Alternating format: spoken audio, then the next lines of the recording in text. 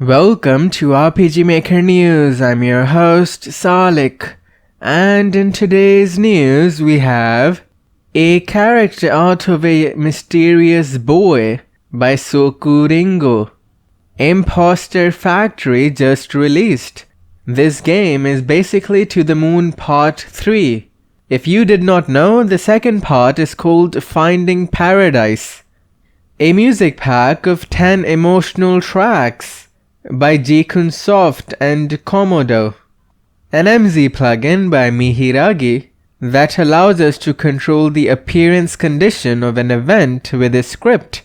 Another MZ plugin by Mihiragi that allows us to call variables by their name instead of their ID in script calls. A pack of sword sprites by the Wise Hedgehog. Modern plus Midnight City Tilesets by Luchetta and Komodo. And lastly, an article tutorial by Hidden One on making moving platforms. And that is all for today. Go back to game making now.